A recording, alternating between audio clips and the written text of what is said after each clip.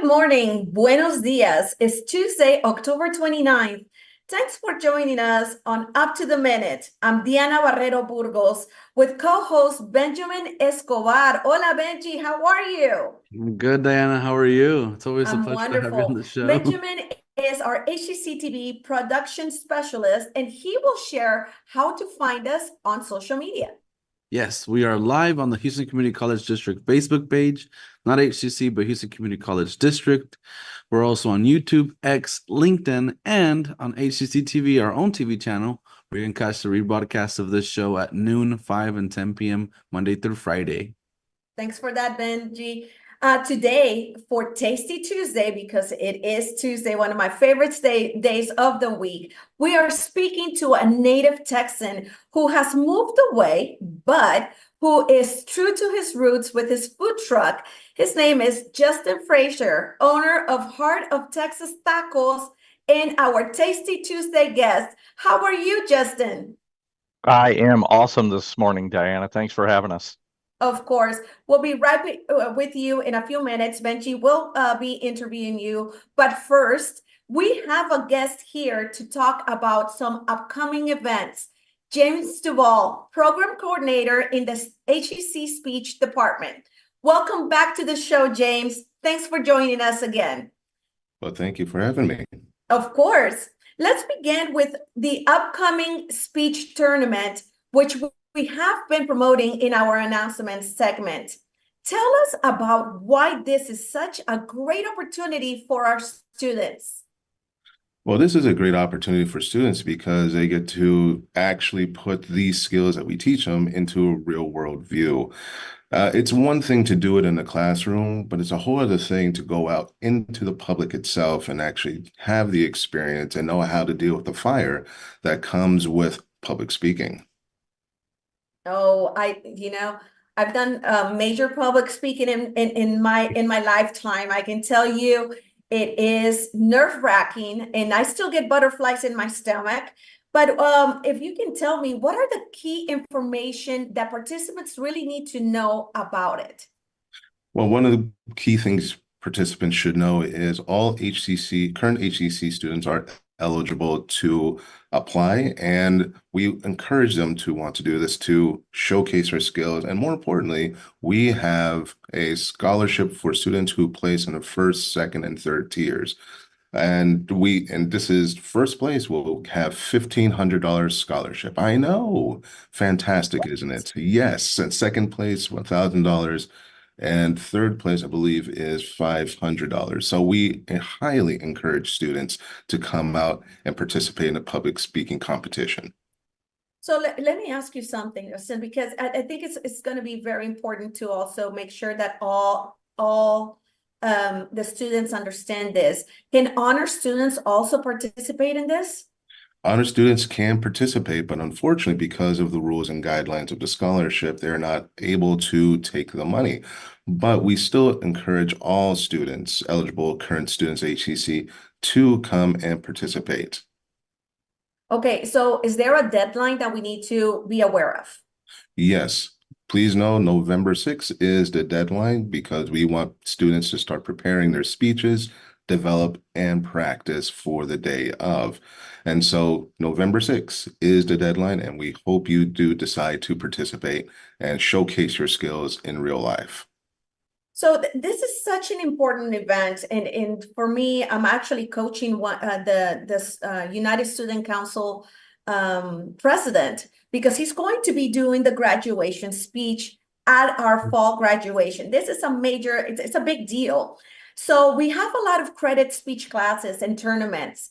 But what would you say is the benefit for a student to take these credit classes and tournaments? To take these credit classes is because one of the things that we really develop for students is confidence. And that's always one of the hard things for us to have students come out and see them bloom. And when they start to figure out, hey, I have actual personality, I can speak, I can actually say what I need to say and deliver the message, it is then we start to say, okay, now they're becoming the speaker that we all know they can be. That is correct. And that's definitely one of those skills that everyone should have, because you just never know when you're going to get in front of a public and have to say a speech, right? Absolutely. But James, can you tell us a little bit about who do the students need to contact, and some of the details beyond the contact information for this competition? Well, there is a QR code for the information on the flyer itself. But if you need to contact someone, my chairwoman, Dr. Danielle Stagg, at danielle.stagg@hccs.edu. Also, you can reach out to me at james.duvall@hccs.edu if you have further information or want a bit more clarity in the rules. Is there a phone number that they need to maybe reach out to as well? They can call? Well, probably the best way generally is by email, but if you want to call, I actually have my business card right here if you like to call. It is 713. I know, I get to use this card finally. 713-718-6561 and give me a call. Wonderful. Now tell us about finding your voice workshop. I find this workshop to be so interesting. So I want to hear all the details, the 411. Oh, the 401 on this one. So for us, generally, we can always work on our speaking style and articulation and pronunciation. And for this particular speaking event, we have a great person to lead this, and this is a actual speech pathologist named Arain McWinney. She's been doing this for 14 years in her own practice, but we have brought her on board to teach voice and diction class. And we want to showcase what this class is all about because, again, this actually deals with the elements of confidence, speaking well, articulating well, and pronouncing well. But the big thing here is confidence, especially for students who have English as a second language or students who feel like they could, speak better. This is a great introduction for them to know about this particular course, and everyone is invited to this. Wow. And so please remind me, is this a free course or is there something, a fee associated with it? No, this is free. This is a workshop event to introduce everybody. We do have a course with speech communications called Speech 1342 Voice and Diction. That's an actual course. I see. Okay. Can professionals actually go to the workshop and take advantage of this? Because I wouldn't mind taking a few people with me. Come on through. Everyone is invited. Even yours truly will be there as well. Oh, wow. This is great. So, James, is there any other information that you would like our students to know, our audience to know about the benefits of public speaking? Public speaking is more than just getting up and talking to people. You're having a conversation with them. Everyone has an idea. Everyone wants to say something, but sometimes we stop ourselves. And so we want to let people know you can speak on things. You can make anyone learn anything, and you could talk about anything, and make it interesting to anyone. So I know a lot of people in a lot of the students who have coached before, because I also have coached beauty pageant queens. They ask me, how about if they ask me a question that I don't know enough about? How can I go around it? What would be the right answer to this?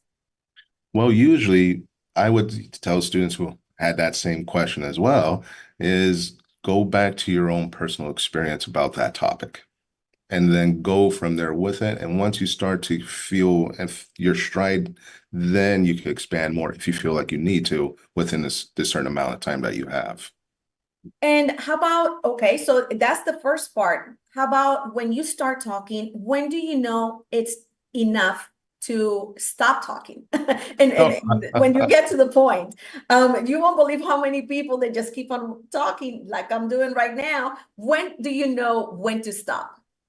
Well, that is a judgment call, and that actually comes into the area of practice. Because you don't need the full time to get your message across, because one of the big things we teach is how to be concise, because you can say a lot and give a lot of information with very few words. So body language comes into play. Oh, very much so. Yeah. So that's another aspect we teach is about how to use your hands, not jazz hands, but we do teach how to use hand gestures, your body, your face, and to showcase how your posture really does play a big part in how you project your voice. So talking about projection, there's a lot of people that tend to sound monotone. What would be one or two key aspects or secrets that you would like to share right now with us on how to have a nice voice variation when you're speaking?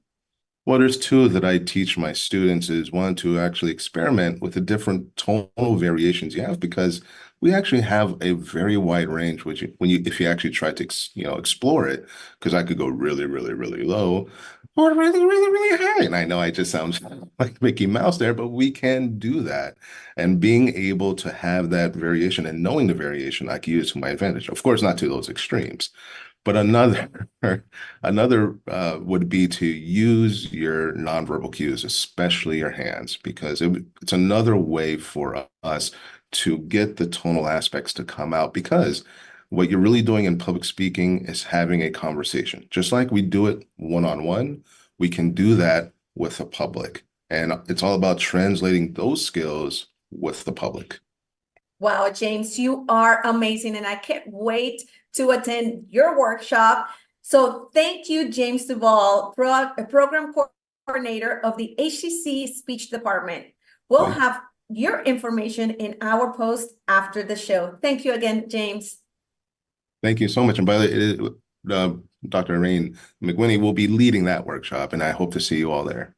Wonderful. Thanks again. And after a commercial break, Benji will talk to our Tasty Tuesday guest about spirituality and our health. We'll be back in 60 seconds.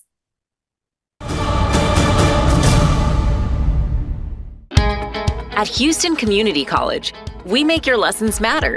Open the door to real-world education, where passions become careers. Find out more at hccs.edu and let your success take flight.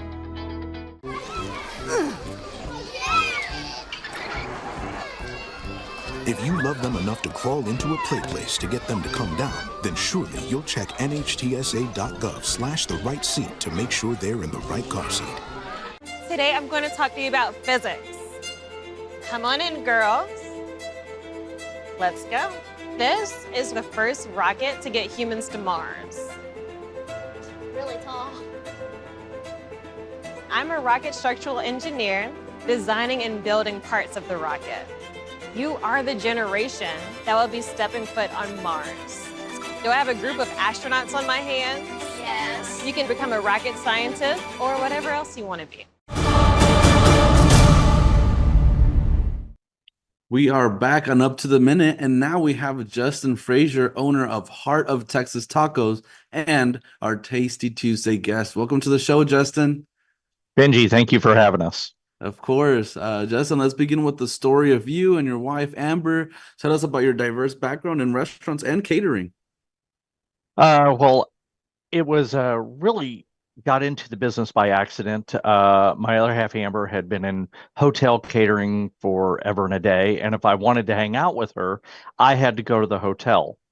And one thing I can tell you, if you're at a hotel in the back kitchen, they're going to find you something to do if you're standing around.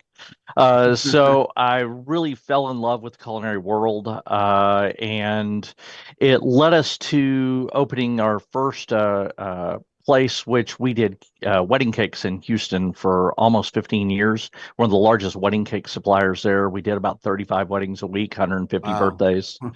And we ended up selling that business. We had our little daughter Mackenzie, and realized we needed to be home more.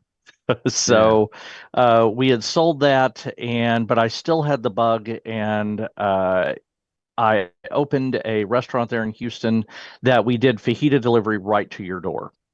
We ran that for 5 years, sold it, and in the middle of that, we had an opportunity with Amber being in the hotel business to move to Nashville. So 7 years ago, we picked up stakes and headed northeast, and have called Nashville home ever since. Wow. So from Houston to Nashville, I mean, how's the change over there in Nashville from Houston, would you say? Oh, I can tell you, it was not 100 degrees one time in October here. So it has been a fantastic experience. It's very much like Texas. The people are very friendly, excited to interact with you. We just get all 4 seasons to do it in, which is great. And we lack a little humidity and traffic compared to the Houston area. Wow. I mean, that's one of the I guess one of the little flaws that Houston has. But I mean, other than that, we're a great city, I would say. But let's talk about your business now and how you mean you started making tacos for Tennesseans? Would you call them Tennesseans? Uh, Absolutely.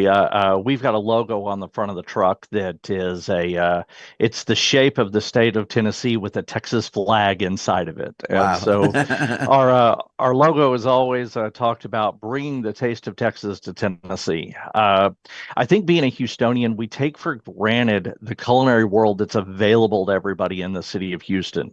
You could leave your house today, and there is really nothing in the city of Houston that you can't find if you want to dine on that dish today.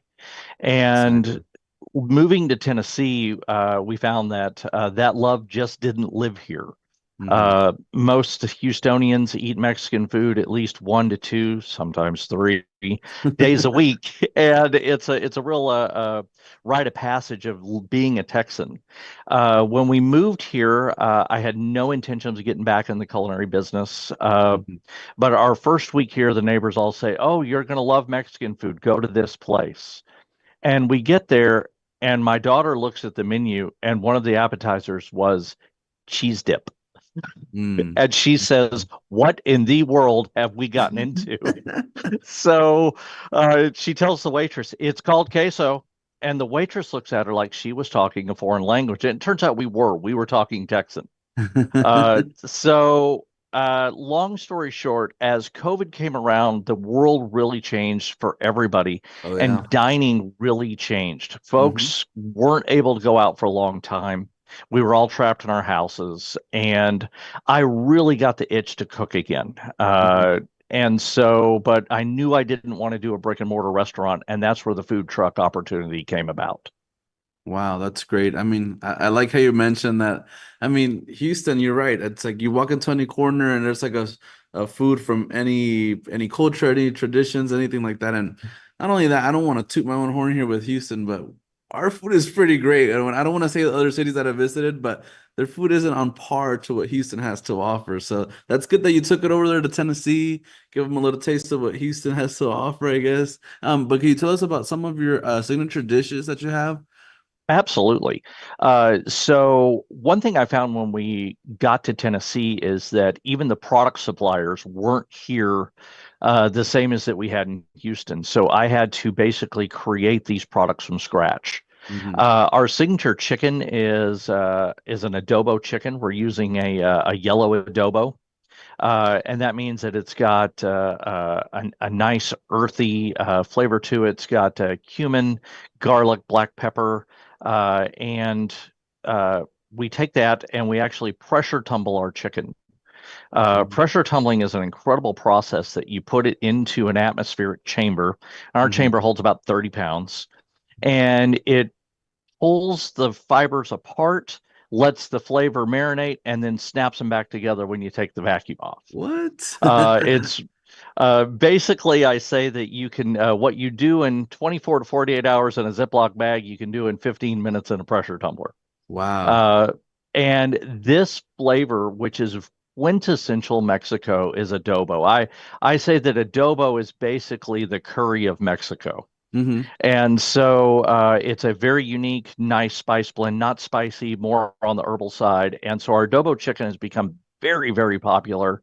It's all white meat chicken that's cooked on a flat top grill. So it's got a nice crispy exterior, but a really moist, flavorful interior. And that taco is by far our #1 seller. We also use that on our Build Your Own Bowl. That's going to be a base of cilantro rice, queso, not cheese dip, black beans, chicken, and lettuce, pico, salsa, guac, sour cream, shredded lettuce. It's really a nice hearty meal and sells very, very well across the Williamson County area here in Nashville. Oh, just hearing that is just making me hungry right now because I didn't even have breakfast. So, but I mean, how do the locals react to having real Tex-Mex food in your area now? You know, they are really shocked just on the flavor that they get out of it. I have folks come to the truck and say, "This is some of the best stuff I've ever had." And I look up and I say, "Really? Where are you eating?" And I forget I'm not in Houston anymore. In Houston, most Mexican food restaurants, I'm talking 99%, serve awesome food. Oh yeah. And so these flavor profiles that are not here really have been well received, and it's a lot of fun having folks come up to the truck. I know we get the same questions asked every single time. Are you from Texas? Yes, we're from Texas. My daughter still flies a Texas flag in her room. And the other question is where Tennessee really hits the split from Texas is it spicy? I said, Texas spicy? No, not at all. Awesome. Thank you so much. And lastly, just really quick, because we're wrapping up over here, tell us where we can find you in Nashville, if we're ever in the area or somebody who's watching the show. Anytime you come to Nashville, if you will go to Street Food Finder, you can find where our food truck is going to be. It's called Heart of Texas Tacos, as well as heartoftexastacos.com. Awesome. Thank you so much, Justin Fraser. He's the owner of Heart of Texas Tacos and our Tasty Tuesday guest. We'll have all of your info on our post after the show. Thank you so much for coming. Thank you, Benji. Of course.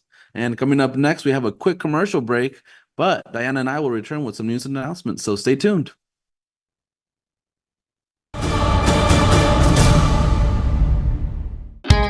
At Houston Community College, we make your lessons matter. Open the door to real-world education, where passions become careers. Find out more at hccs.edu and let your success take flight.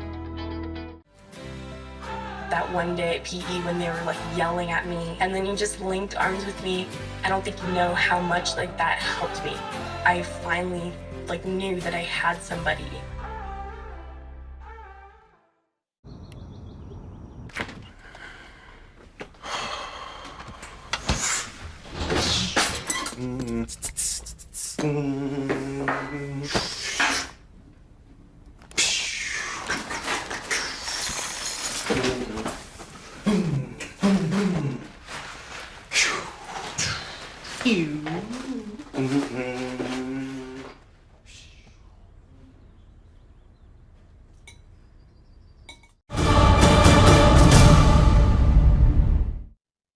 Welcome back, everyone. We have a couple of announcements for you. And let me start by saying, avoid a health scare. Attend Coleman's spectacular event. I love saying that. Today, Tuesday, the 29th, HCC Coleman College will host what is calling a spectacular healthcare careers fair, an interactive event allowing students to go and take Mad Lab tours of 5 healthcare programs, and then take the career fair. Students will get to trick or treat. That's pretty cool. Do pumpkin decorating and eat pizza. I want to go there. It's from 9 a.m. to noon today. Like I said, Tuesday, October 29th at the Coleman Tower. So check our post after the show for more information. And Benji, we have some recipes, right? Yes, Recipes for Success virtual workshops. HCC is offering a virtual workshop series hosted by the Academic Success Centers and HCC Student Life. These workshops provide study strategies and helpful academic habits. Coming up, we have effective note-taking methods, which will take place today at 4 p.m., which is, let me repeat the date, the Tuesday 29th, which is today again, on a Teams meeting. So check out our post after the show for more info on that.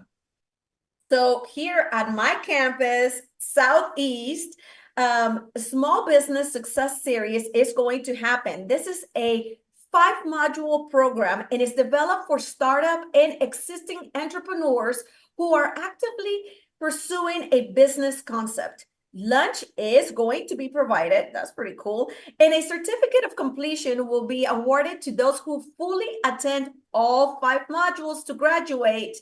This program will start on Friday, November 1st through December 6th from 9 a.m. to 3 p.m. at our HEC Southeast Felix Fraga building, not the east side, the Felix Fraga building. So the workshops are free, and so check out our post for more information. Benji, STEM Day, let's take it away. Yes, HCC Central is hosting its 2nd annual celebration of National STEM Day. This one will explore ethical issues surrounding artificial intelligence. Besides guest speakers, a poster contest, and STEM exhibits, there will be snacks. This will take place Thursday, November 7th from 10 a.m. to 3 p.m. at the HCC Central Campus Harmon Building. Check out our post after the show for more info. So we have the domestic abuse and human trafficking counseling session. This HCC counseling and HCC's Counseling and Ability Service, in collaboration with the Aid to the Victims of Domestic Abuse, is offering a workshop called The Intersection of Domestic Abuse and Human Trafficking. This virtual session is open to all HCC students, faculty, and staff. This is going to happen Monday, November 11th at noon. And it's virtual via Teams. And we have the state of the college, correct? Yes, the State of College is this week, so no up to the minute on Friday because of HCC State of the College event will be held on Friday, and HCC's TV's crew will be preparing and working the ceremony. Up to the minute will not air this Friday. Still, we'll have a broadcast of best of episodes on HCC TV. So again, no episode of Up to the Minute on Friday, November 1st. So go to State of the College, and we'll return on Monday, November 4th. And guys, spring registration has begun. Registration for the spring semester has now started, with classes being offered in a variety of programs and in various semester lengths.